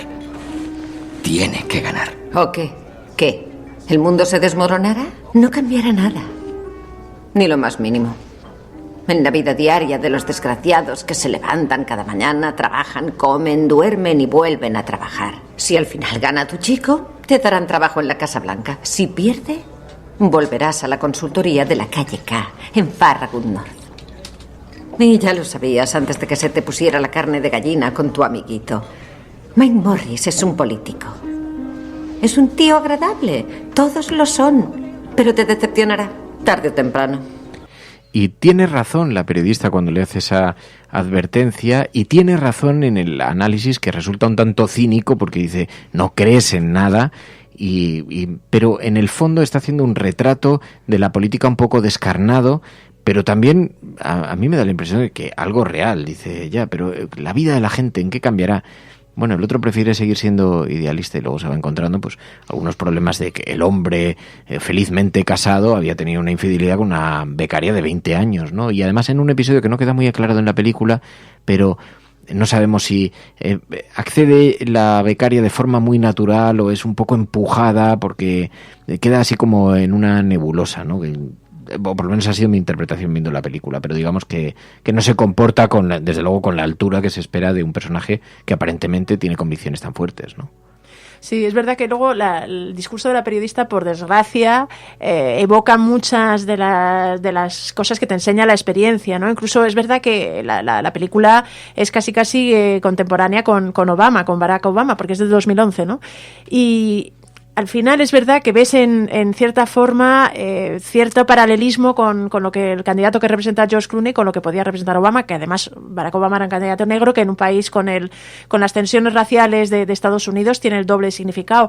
Pero luego es verdad que al final la capacidad de los candidatos y de los políticos para hacer grandes cambios es limitada. Es decir, se podría analizar y se puede hablar mucho del paso de Obama por la Casa Blanca, pero hasta qué punto ha cambiado significativamente la vida de muchos norteamericanos, incluso de los de la raza negra. Todo esto sí que al final queda un poco plasmado en la película, que quizás tiene un punto excesivo de cinismo en muchos de estos diálogos y en muchas de las situaciones que plantea, ¿no? Como alguien, porque los dos, a mí me llama la atención tanto el asesor de prensa como el candidato, en el fondo son personas con una convicción de hacer las cosas bien y de intentar mejorar las vidas, pues gente con las que a lo mejor nos podríamos sentir identificados, y los dos, sin embargo, se ven forzados o se ven llevados por la marea de intereses y de cosas que suceden en la política a traspasar todas esas líneas rojas que se habían marcado. Sí, porque esto también a mí me provocaba una reflexión, porque es el candidato ideal y le oyes hablar y dices, tiene un discurso que es humano y aún así hay una parte de la población que le odiaría. Esto que también tiene algo que ver con la condición humana, pero Barack Obama, ¿no? Es difícil que ahora alguien pase a la historia como fue un grandísimo presidente para todos los americanos. El típico que retrataría una mala película de mediodía, ¿no? El presidente norteamericano al que todo ciudadano ama. Esa figura ya no existe en el mundo en el que vivimos. No sé si a lo mejor es que nunca ha existido, pero de alguna manera hay, no sé, alguna cosa de estas que corre por internet que dice, si tuvieras una comunidad de vecinos, de 100 vecinos, 90 serían más o menos conformistas, 60 aceptarían todas las medidas nunca sin pestañear, habría un 10% que odiaría siempre cualquier propuesta. Y dices, de alguna manera, como ahora todos los discursos tienen mucha relevancia, es imposible encontrar un candidato que reúna las condiciones perfectas y que además le amen todos. Eso ya no existe, ¿no? No hay consenso, o sea, de alguna manera en esta sociedad donde los consensos ya ni existen, pero ni siquiera en torno a una figura política parece imposible que exista eso, ¿no? Claro, pero es que yo creo que también el problema es que muchas veces pensamos que no pueden convivir el interés general con un interés partidista, ¿no? Yo creo que al final el interés partidista persigue que gane tu partido para precisamente trabajar por el interés general. Yo creo que en su justa medida el interés partidista es necesario. Es que si no quieres que gane tu partido para mejorar la vida de la gente, no va a existir tu partido, ¿no? Y siempre se ve como el interés partidista como algo malo.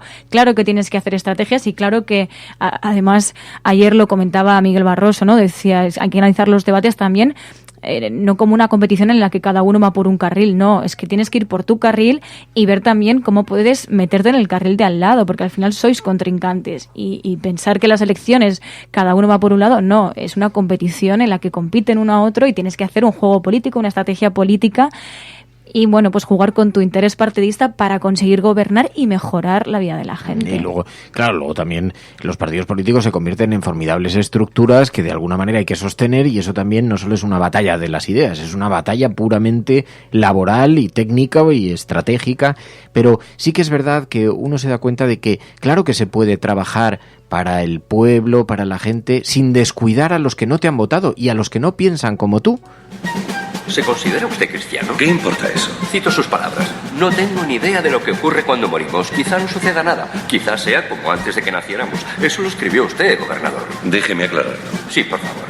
Me educaron como católico, pero no soy católico practicante. Y no tengo ni idea de lo que ocurre cuando morimos. Si el senador la tiene, entonces debería ser el presidente. Yo votaría por él. ¿Considera que eso aclara algo? Voy a ser aún más claro. Gracias. No soy cristiano ni ateo, no soy judío ni musulmán. Mi verdadera creencia, mi religión está escrita en un documento que se llama Constitución. Es decir, que defenderé hasta mi último aliento su derecho a venerar al Dios en el que usted crea, siempre que no perjudique al prójimo. Y como país deberíamos ser juzgados por nuestra forma de cuidar de la gente que no puede cuidar de sí misma. Esa es mi religión. Si creen que no soy lo bastante religioso, no me voten. Si creen que me falta experiencia o estatura, no me voten, porque no puedo cambiar eso para que me elijan. Solo quería que dijera públicamente si cree en las enseñanzas de la Biblia. ¿Estos son las primarias demócratas o las elecciones generales? Gobernador, el que gane estas primarias se postulará para la presidencia. Y si usted cree que estas cuestiones no serán esenciales en las elecciones generales, es que vive en un mundo de fantasía. Simplemente hago hincapié en lo obvio. Nos presentamos a la presidencia de los Estados Unidos, no a la presidencia del Consejo de Estudiantes. Claro, efectivamente, allí un candidato demócrata que está compitiendo por una posición en los demócratas, dentro de los demócratas. Pero no solo se le va a evaluar por eso, sino por sus posibilidades para ganar unas generales. Por lo tanto, su discurso no puede ser demasiado radical, porque si es demasiado radical, nunca ganaría unas elecciones generales. Así que tiene que manejarse en la ambigüedad precisa, ni demasiado ni demasiado poco, ¿no? Quizá lo que pasa es que hay algunos candidatos que están rompiendo esa dinámica. Por ejemplo, ahora en Estados Unidos se está hablando mucho, ya se habló en la anterior campaña electoral de Bernie Sanders, que es un candidato que tiene un discurso muy de izquierdas en concreto para lo que es Estados Unidos. No tiene mucho peso real. Pues no lo tiene porque perdió las primarias contra Hillary Clinton, pero estuvo bastante más cerca de lo que parece. Y en estas primarias que para enfrentarse a Donald Trump, que ya se están empezando a cocer en Estados Unidos, parece que va a volver a presentarse. Se habla también mucho de Alexandria Ocasio-Cortez. Hay ahí bastantes candidatos que están rompiendo un poco esa idea de ser pues un poco más ambivalentes o no de tener una posición tan extrema de intentar pero a mí controlar los dos lados. La reflexión que se hacía en este audio que escuchábamos cuando habla de mi religión es que proteger el derecho que tienen todos ustedes a defender sus creencias siempre y practicarlas siempre y cuando no afecten a la vida de los demás o no perjudiquen a la vida de los demás. Bueno, ese discurso, que es un discurso impecable, estoy convencido de que habría muchísima gente que lo odiaría. De ahí la dificultad de hacer un discurso medianamente transversal, que a todo el mundo le guste. Es que es imposible. Es imposible. De hecho, es que en Estados Unidos ese discurso la gente prefiere, aunque no profese tu misma fe, prefiere que su presidente profese algún tipo de fe o vaya a la iglesia, aunque sea a otra iglesia de la tuya. Eso está más que demostrado. También es verdad que me decías, estaba pensando, presidentes o gente que genera cierta unanimidad o que se considera buenos presidentes. Hombre, Nelson Mandela es casi el caso emblemático de alguien con altura de miras y con esa capacidad. Quizá, salvando las distancias, Angela Merkel es una candidata o una presidenta y una líder que genera bastante unanimidad dentro de que es una persona de derechas, pero sí genera confianza. Y de hecho la propia prensa alemana, cuando anunció que se retiraba, la propia prensa de izquierdas dijo que probablemente la echarían de menos. Es decir, hay algunos... Alemania quizá, pero claro, sí, hombre, hay también un par de personajes, fíjate, en la política internacional. Justin Trudeau, el primer ministro de Canadá, y la primera ministra de Nueva Zelanda, Jacinda Ardern, que después de los atentados ha tenido pues un protagonismo y unas reacciones muy alabadas. El problema de todo esto es que es verdad que vivimos en una era con Twitter, con Facebook, de una atención tan constante y tan crítica y además con muchas falsedades que hace difícil donde un patinazo es fácil patinar rápido. Se tarda mucho más tiempo en contestar y antes los tiempos eran más modulados. Antes alguien podía cometer un error y tenía semanas hasta que eso calaba en la opinión pública. Ahora un error es televisado a tiempo real y además tiene una trascendencia fundamental y además una sola persona desde su casa en el otro lado del mundo puede poner patas arriba tu reputación porque puede directamente disparar allí donde duele y dar ideas precisamente a los que estaban esperando. Pero es verdad, quizá Nelson Mandela puede ser un personaje que reúne muchas condiciones así o que es observado de forma generalizada con un cierto carisma, ¿no? Como un gran presidente y un gran líder, pero no hay muchos, es verdad que me ha costado, digo. Y luego también hablabais de si un candidato se considera radical, y una parte también de la película que me pareció muy interesante, en la que, si no recuerdo mal, hablan el jefe de campaña y un senador, y entonces empiezan a hablar de lo que puede pasar, y hablan de lo que pasa si un candidato se considera muy radical por parte de los votantes del partido de enfrente. Es decir, si tú eres muy radical para los votantes de tu adversario, se movilizará el voto del partido que está enfrente.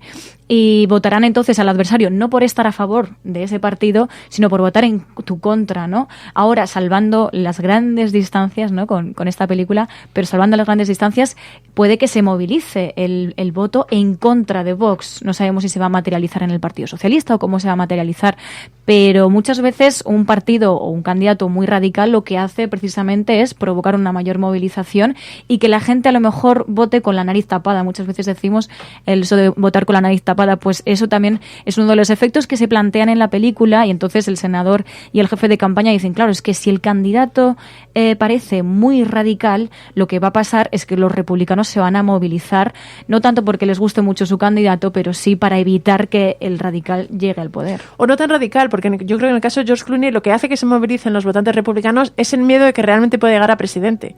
Entonces prefieren el otro, que al que le ven más flojo, y que quizá el candidato republicano, que también previsiblemente va a ser flojo, pero tenga más fácil o tenga más posibilidades de derrotarle, ¿no? Y por eso se movilizan. En este sentido sí que es verdad que la película muestra un poco esos sistemas de contrapoder y de ajuste, a veces un poco discutibles, ¿no? Que al final decidan los republicanos quién va a ser el candidato de los demócratas, pues o que tengan por lo menos voto, es un poco raro, pero sí es verdad que sucede en la película, en la política, norteamericana. Bueno, y también depende del contexto, ¿no? Porque siempre entendemos que la opinión pública prefiere la estabilidad y la moderación, pero según el contexto hay muchas veces que un radicalismo se está combatiendo con otro tipo de radicalismo, ¿no? Entonces, bueno, yo creo que lo plantea muy bien en la película.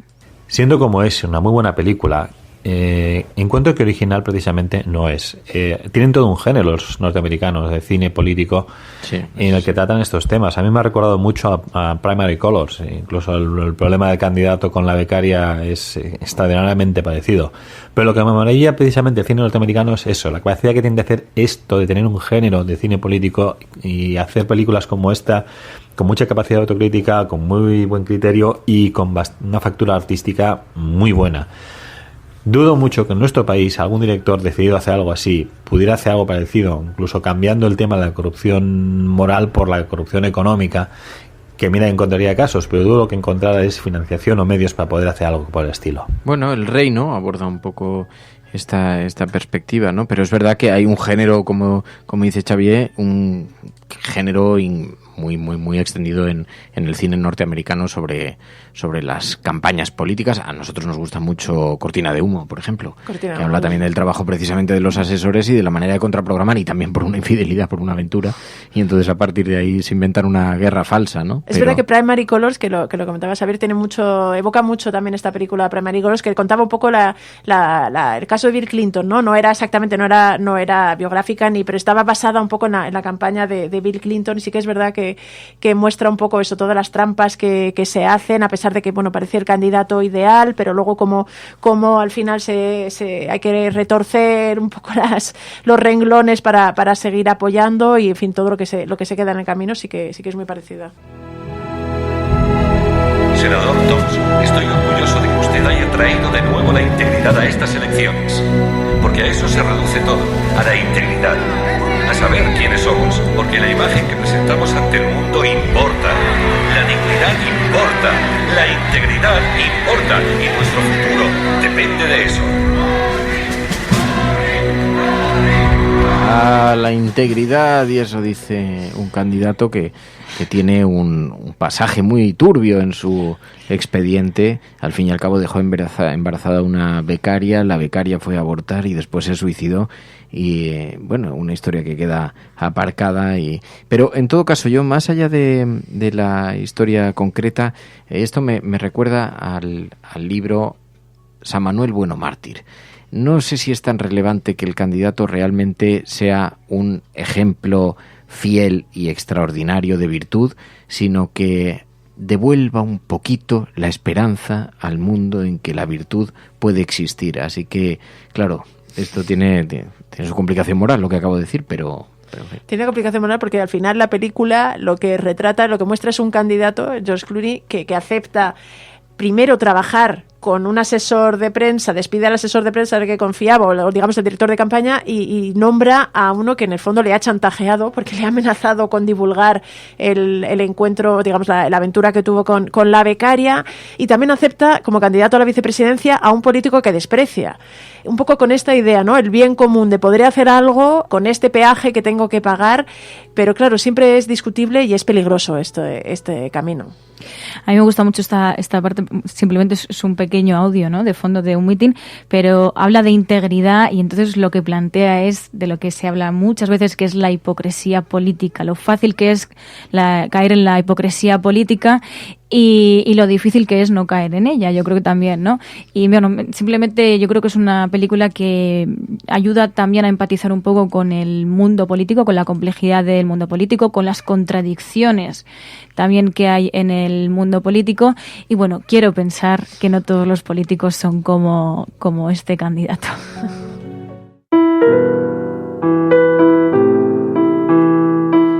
Bueno, pues nos vamos a marchar así. Pero antes dejadme que envíe un mensaje, porque este domingo España se juega mucho. Se juega retroceder, se juega abrir la puerta al fundamentalismo. A esta hora, como hemos sostenido en el programa, ya no se debate si la extrema derecha entrará o no en el Parlamento, sino la fuerza con la que lo hará. Y salvo sorpresas, tenemos ante nosotros tiempos muy difíciles. No desfallezcáis. No lo hagáis quienes estáis dentro, ni tampoco los que observáis la política de España desde el exterior, porque podrán gritar, amenazar, insultar o descalificar. Podrán recortar libertades y hacernos retroceder en derechos. Podrán alimentar el fantasma del pasado y demoler la convivencia, pero mientras haya resistencia, habrá esperanza. Así que en este último programa antes de las elecciones, me dirijo a todas las oyentes de La Cafetera, me dirijo a ti, que estás escuchando este podcast con los auriculares tumbado en la cama, y a ti que estás en el coche, también a ti, que escuchas el programa por la calle, también a quienes están en la oficina y levantan la mirada y observan a sus compañeros que ignoran los formidables retos que tenemos por delante. Me dirijo a ti que estás esperando en un hospital público. Me dirijo a ti que te sientas en una habitación en un piso compartido con otros expatriados y a quienes les han cercenado el derecho a votar. Me dirijo a ti, también, que acabas de perder tu trabajo. Y me dirijo a ti, que esperas en la consulta para escuchar la primera ecografía de tu bebé. Si estás escuchando esto, eres la resistencia y no estás sola, allí donde estés. La Cafetera es un programa de radio que se financia gracias a las aportaciones de los oyentes. Si te gusta el periodismo que defiende y sientes que te acompaña, hazte mecenas y ayúdanos. Infórmate en radiocable.com/mecenas.